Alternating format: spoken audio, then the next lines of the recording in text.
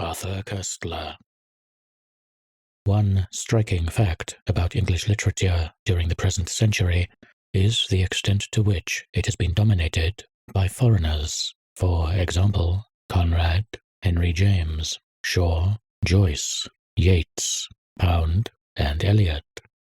Still, if you chose to make this a matter of national prestige and examine our achievement in the various branches of literature, you would find that England made a fairly good showing until you came to what may be roughly described as political writing, or pamphleteering. I mean by this the special class of literature that has arisen out of the European political struggle since the rise of fascism. Under this heading, novels, autobiographies, books of reportage, sociological treatises, and plain pamphlets can all be lumped together, all of them having a common origin and, to a great extent, the same emotional atmosphere. Some of the outstanding figures in this school of writers are Silone, Malraux, Salvemini, Borkenau, Victor Serge, and Koestler himself. Some of these are imaginative writers, some not, but they are all alike in that they are trying to write contemporary history, but unofficial history, the kind that is ignored in the textbooks and lied about in the newspapers. Also, they are all alike in being continental Europeans. It may be an exaggeration, but it cannot be a very great one, to say that whenever a book dealing with totalitarianism appears in this country, and still seems worth reading 6 months after publication, it is a book translated from some foreign language. English writers, over the past dozen years, have poured forth an enormous spate of political literature, but they have produced almost nothing of aesthetic value, and very little of historical value either. The Left Book Club, for instance, has been running ever since 1936. How many of its chosen volumes can you even remember the names of? Nazi Germany, Soviet Russia, Spain, Abyssinia, Austria, Czechoslovakia, all that these and kindred spirits have produced in England are slick books of reportage, dishonest pamphlets in which propaganda is swallowed whole and then spewed up again, half digested, and a very few reliable guidebooks and textbooks.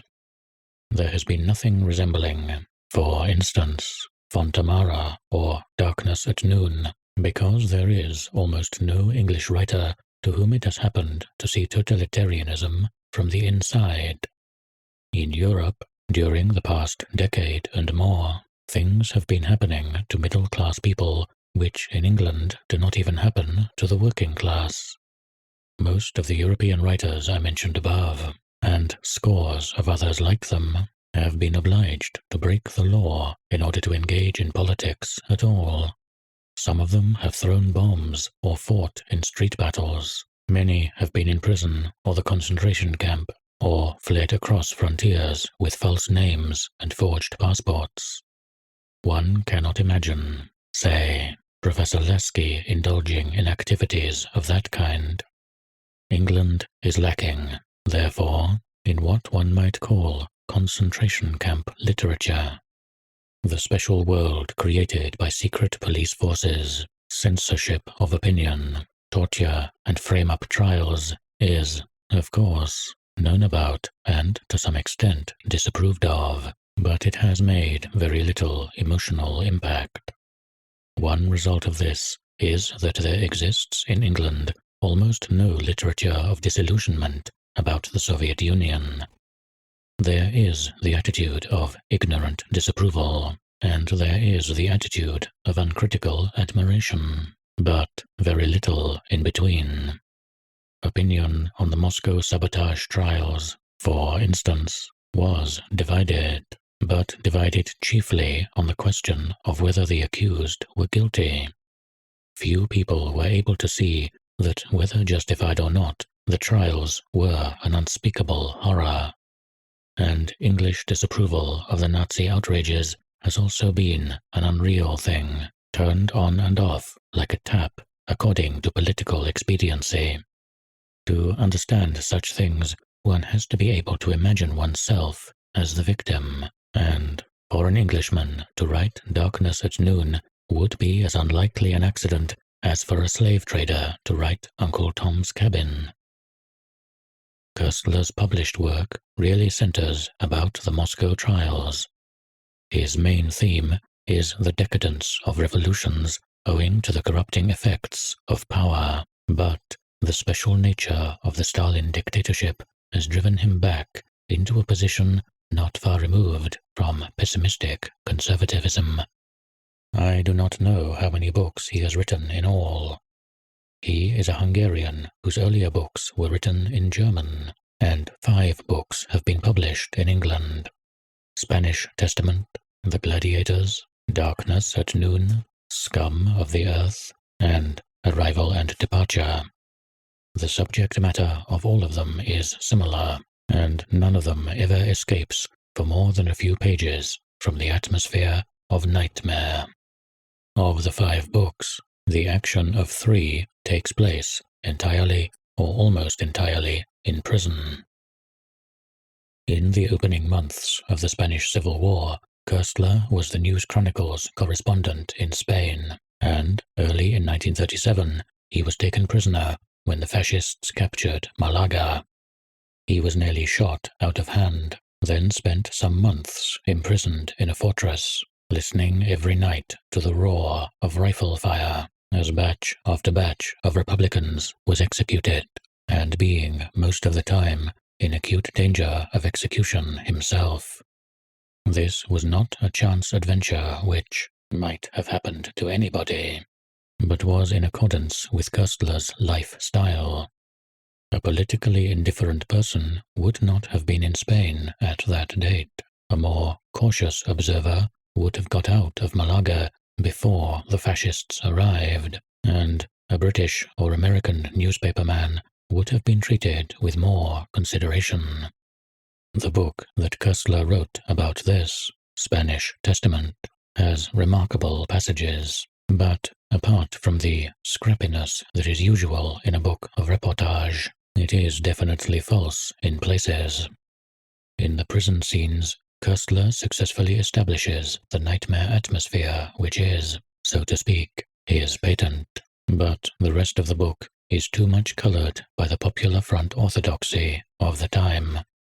1 or 2 passages even look as though they had been doctored for the purposes of the Left Book Club.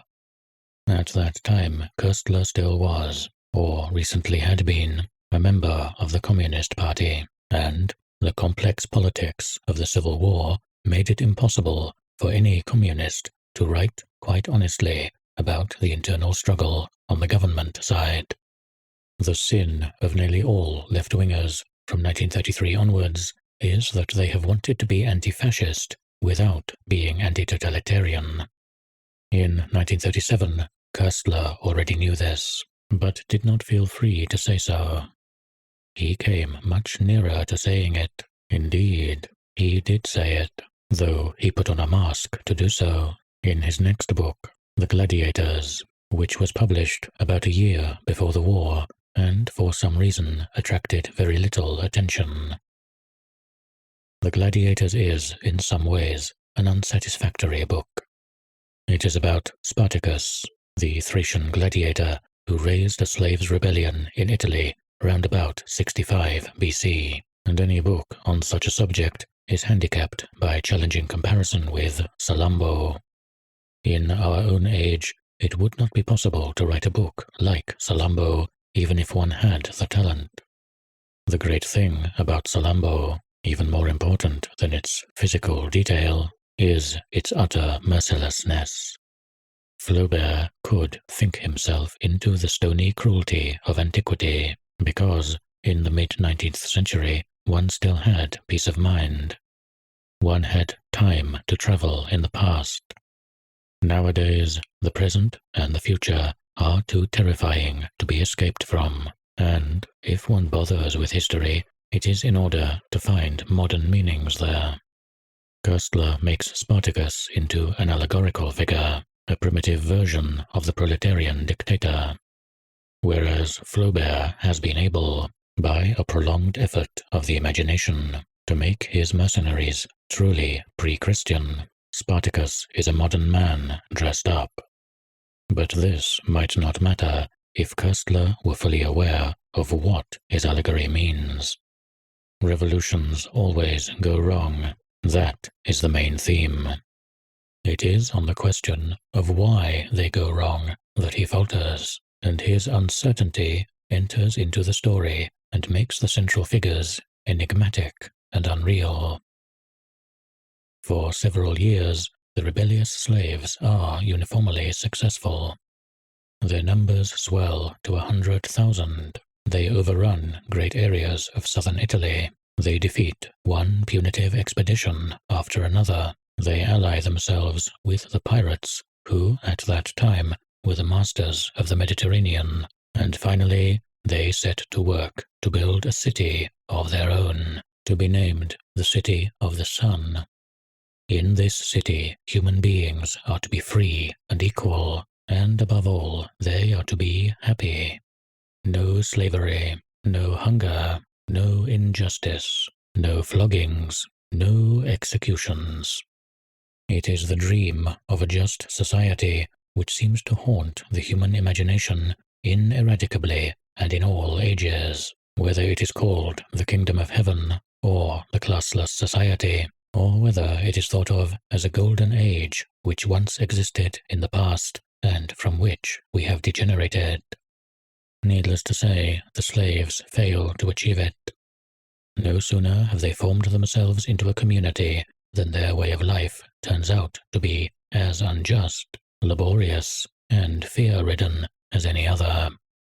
Even the cross, symbol of slavery, has to be revived for the punishment of malefactors.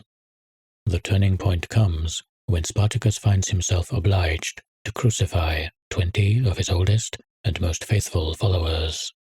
After that, the City of the Sun is doomed. The slaves split up and are defeated in detail, the last 15,000 of them being captured and crucified in one batch. The serious weakness of this story is that the motives of Spartacus himself are never made clear. The Roman lawyer Fulvius, who joins the rebellion and acts as its chronicler, sets forth the familiar dilemma of ends and means. You can achieve nothing unless you are willing to use force and cunning, but in using them, you pervert your original aims. Spartacus, however, is not represented as power-hungry, nor, on the other hand, as a visionary. He is driven onwards by some obscure force which he does not understand, and he is frequently in two minds as to whether it would not be better to throw up the whole adventure and flee to Alexandria while the going is good. The slaves' republic is, in any case, wrecked rather by hedonism than by the struggle for power.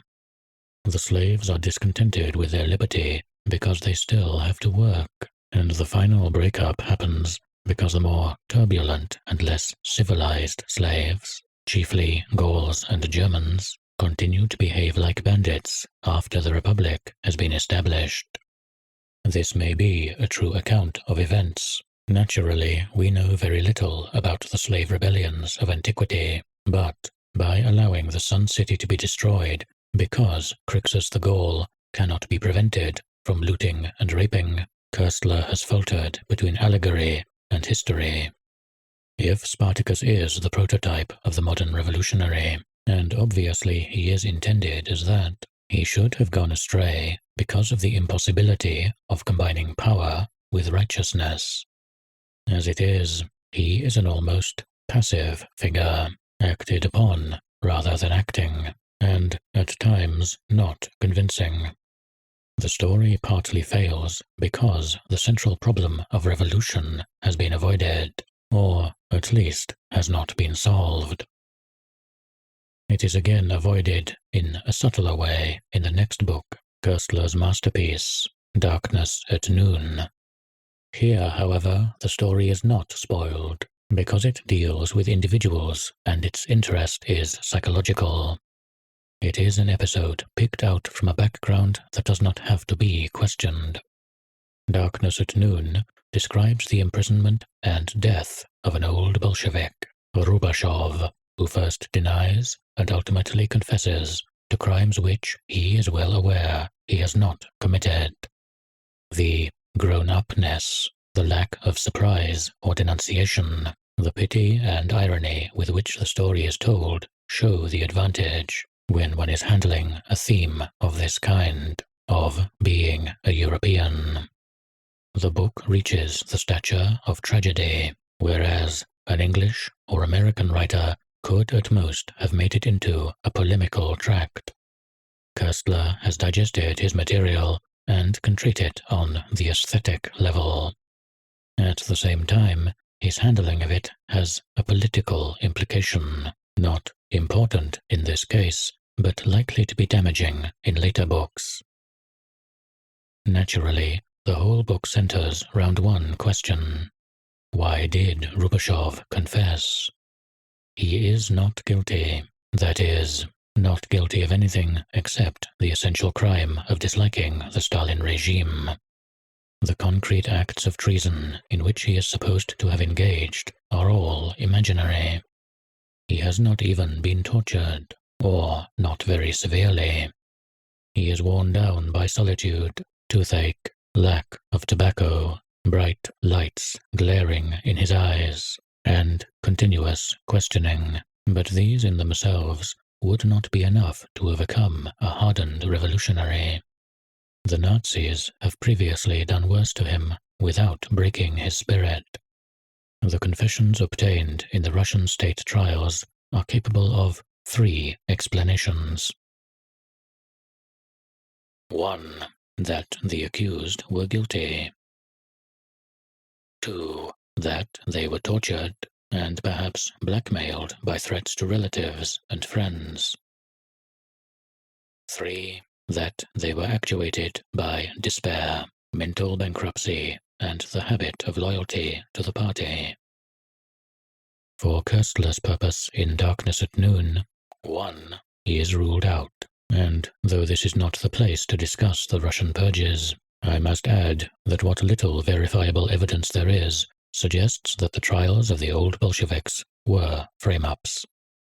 If one assumes that the accused were not guilty, at any rate, not guilty of the particular things they confessed to, then 2 is the common-sense explanation.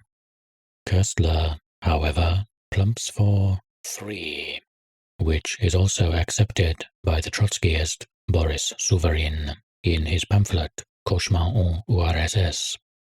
Rubeshov ultimately confesses because he cannot find in his own mind any reason for not doing so. Justice and objective truth have long ceased to have any meaning for him. For decades he has been simply the creature of the party, and what the party now demands is that he shall confess to non-existent crimes. In the end, though he has had to be bullied and weakened first, he is somewhat proud of his decision to confess. He feels superior to the poor Tsarist officer who inhabits the next cell and who talks to Rubeshov by tapping on the wall. The Tsarist officer is shocked when he learns that Rubeshov intends to capitulate. As he sees it from his bourgeois angle, everyone ought to stick to his guns, even a Bolshevik. Honor, he says, consists in doing what you think right. Honor is to be useful without fuss. Rubeshov taps back, and he reflects with a certain satisfaction that he is tapping with his pince-nez, while the other, the relic of the past, is tapping with a monocle. Like Bukharin, Rubeshov is looking out upon black darkness. What is there? What code? What loyalty? What notion of good and evil, for the sake of which he can defy the party and endure further torment? He is not only alone, he is also hollow. He has himself committed worse crimes than the one that is now being perpetrated against him. For example, as a secret envoy of the party in Nazi Germany, he has got rid of disobedient followers by betraying them to the Gestapo. Curiously enough, if he has any inner strength to draw upon, it is the memories of his boyhood when he was the son of a landowner. The last thing he remembers, when he is shot from behind, is the leaves of the poplar tree on his father's estate. Rubeshov belongs to the older generation of Bolsheviks that was largely wiped out in the purges. He is aware of art and literature and of the world outside Russia. He contrasts sharply with Gletkin, the young GPU man who conducts his interrogation, and who is the typical good party man, completely without scruples or curiosity, a thinking gramophone. Rubeshov, unlike Gletkin, does not have the revolution as his starting point. His mind was not a blank sheet when the party got hold of it. His superiority to the other is finally traceable to his bourgeois origin. One cannot, I think, argue that Darkness at Noon is simply a story dealing with the adventures of an imaginary individual. Clearly, it is a political book, founded on history and offering an interpretation of disputed events. Rubeshov might be Trotsky, Bukharin, Rakovsky, or some other relatively civilized figure among the old Bolsheviks. If one writes about the Moscow trials, one must answer the question, why did the accused confess?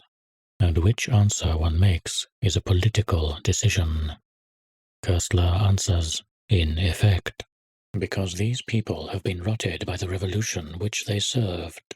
And in doing so, he comes near to claiming that revolutions are of their nature bad. If one assumes that the accused in the Moscow trials were made to confess by means of some kind of terrorism, one is only saying that one particular set of revolutionary leaders has gone astray. Individuals, and not the situation, are to blame. The implication of Koestler's book, however, is that Rubeshov in power would be no better than Gletkin, or rather, only better in that his outlook is still partly pre-revolutionary. Revolution, Koestler seems to say, is a corrupting process. Really enter into the revolution and you must end up as either Rubeshov or Gletkin. It is not merely that power corrupts. So also do the ways of attaining power. Therefore, all efforts to regenerate society by violent means lead to the cellars of the Okpu. Lenin leads to Stalin, and would have come to resemble Stalin if he had happened to survive. Of course, Koestler does not say this quite explicitly, and perhaps is not altogether conscious of it. He is writing about darkness, but it is darkness at what ought to be noon. Part of the time, he feels that things might have turned out differently. The notion that so-and-so has betrayed, that things have only gone wrong because of individual wickedness, is ever present in left-wing thought. Later, in Arrival and Departure, Koestler swings over much further towards the anti-revolutionary position, but in between these two books, there is another scum of the Earth, which is straight autobiography and has only an indirect bearing upon the problems raised by Darkness at Noon. True to his lifestyle, Koestler was caught in France by the outbreak of war, and, as a foreigner and a known anti-fascist, was promptly arrested and interned by the Daladier government. He spent the first 9 months of war mostly in a prison camp, then, during the collapse of France, escaped and travelled by devious routes to England, where he was once again thrown into prison as an enemy alien. This time he was soon released, however. The book is a valuable piece of reportage, and, together with a few other scraps of honest writing that happened to be produced at the time of the debacle, it is a reminder of the depths that bourgeois democracy can descend to. At this moment, with France newly liberated and the witch hunt after collaborators in full swing, we are apt to forget that in 1940, various observers on the spot considered that about 40% of the French population was either actively pro-German or completely apathetic. Truthful war books are never acceptable to non-combatants, and Koestler's book did not have a very good reception. Nobody came well out of it, neither the bourgeois politicians, whose idea of conducting an anti-fascist war was to jail every left-winger they could lay hands on, nor the French communists, who were effectively pro-Nazi and did their best to sabotage the French war effort, nor the common people, who were just as likely to follow mountebanks like Doriot as responsible leaders. Koestler records some fantastic conversations with fellow victims in the concentration camp, and adds that, till then, like most middle-class socialists and communists, he had never made contact with real proletarians, only with the educated minority. He draws the pessimistic conclusion: without education of the masses, no social progress. Without social progress, no education of the masses. In Scum of the Earth, Koestler ceases to idealize the common people. He has abandoned Stalinism, but he is not a Trotskyist either. This is the book's real link with Arrival and Departure, in which what is normally called a revolutionary outlook is dropped, perhaps for good. Arrival and Departure is not a satisfactory book. The pretense that it is a novel is very thin. In effect, it is a tract purporting to show that revolutionary creeds are rationalizations of neurotic impulses. With all too neat a symmetry, the book begins and ends with the same action, a leap into a foreign country. A young ex-communist who has made his escape from Hungary jumps ashore in Portugal, where he hopes to enter the service of Britain, at that time the only power fighting against Germany. His enthusiasm is somewhat cooled by the fact that the British consulate is uninterested in him and almost ignores him for a period of several months, during which his money runs out and other astuter refugees escape to America. He is successively tempted by the world in the form of a Nazi propagandist, the flesh in the form of a French girl, and, after a nervous breakdown, the devil in the form of a psychoanalyst. The psychoanalyst drags out of him the fact that his revolutionary enthusiasm is not founded on any real belief in historical necessity, but on a morbid guilt complex arising from an attempt in early childhood to blind his baby brother. By the time that he gets an opportunity of serving the Allies, he has lost all reason for wanting to do so, and he is on the point of leaving for America when his irrational impulses seize hold of him again. In practice, he cannot abandon the struggle. When the book ends, he is floating down in a parachute over the dark landscape of his native country, where he will be employed as a secret agent of Britain. As a political statement, and the book is not much more, this is insufficient. Of course, it is true in many cases, and it may be true in all cases, that revolutionary activity is the result of personal maladjustment. Those who struggle against society are, on the whole, those who have reason to dislike it, and normal, healthy people are no more attracted by violence and illegality than they are by war. The young Nazi in Arrival and Departure makes the penetrating remark that one can see what is wrong with the left-wing movement by the ugliness of its women. But, after all, this does not invalidate the socialist case. Actions have results, irrespective of their motives. Marx's ultimate motives may well have been envy and spite, but this does not prove that his conclusions were false. In making the hero of Arrival and Departure take his final decision from a mere instinct not to shirk action and danger, Koestler is making him suffer a sudden loss of intelligence. With such a history as he has behind him, he would be able to see that certain things have to be done, whether our reasons for doing them are good or bad. History has to move in a certain direction, even if it has to be pushed that way by neurotics. In Arrival and Departure, Peter's idols are overthrown one after the other. The Russian Revolution has degenerated. Britain, symbolized by the aged consul with gouty fingers, is no better. The international class-conscious proletariat is a myth. But the conclusion, since, after all, Koestler and his hero support the war, ought to be that getting rid of Hitler is still a worthwhile objective, a necessary bit of scavenging in which motives are almost irrelevant.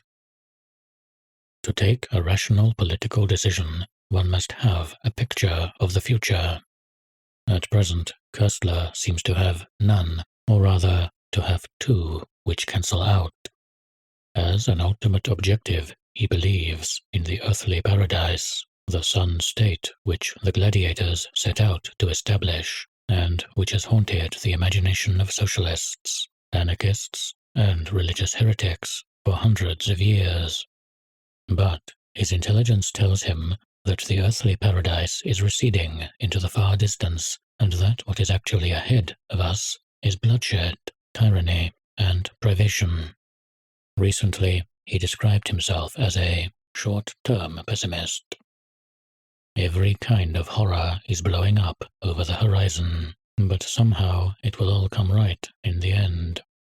This outlook is probably gaining ground among thinking people.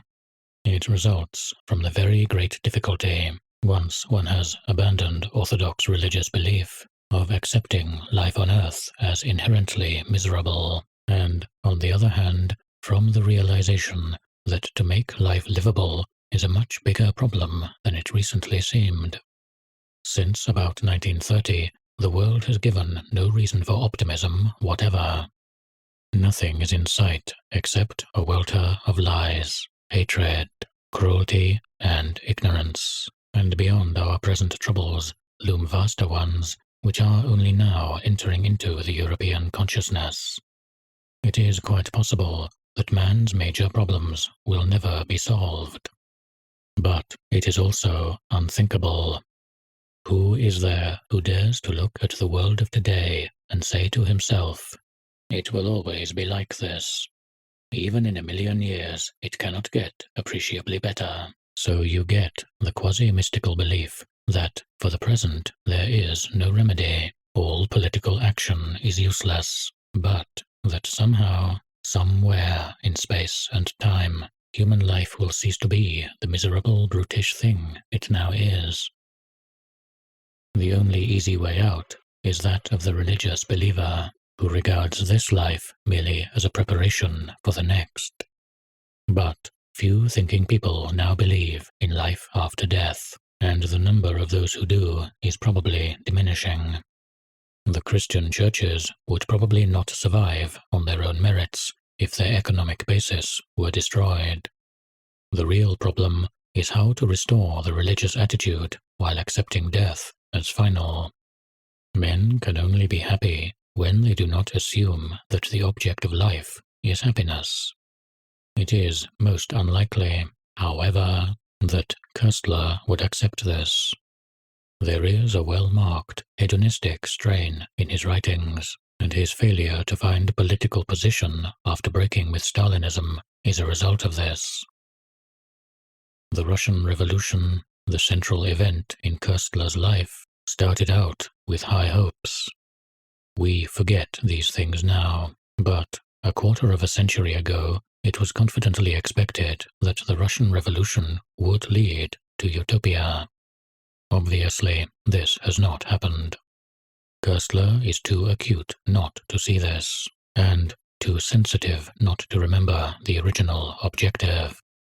Moreover, from his European angle, he can see such things as purges and mass deportations for what they are. He is not, like Shaw or Lasky, looking at them through the wrong end of the telescope. Therefore, he draws the conclusion: this is what revolutions lead to.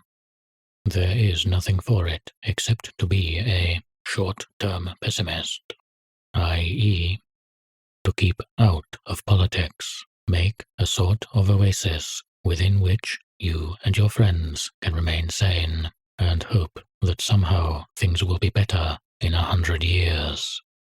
At the basis of this lies his hedonism, which leads him to think of the earthly paradise as desirable. Perhaps, however, whether desirable or not, it isn't possible. Perhaps some degree of suffering is ineradicable from human life. Perhaps the choice before man is always a choice of evils. Perhaps even the aim of socialism is not to make the world perfect, but to make it better. All revolutions are failures, but they are not all the same failure. It is his unwillingness to admit this that has led Koestler's mind temporarily into a blind alley, and that makes Arrival and Departure seem shallow compared with the earlier books.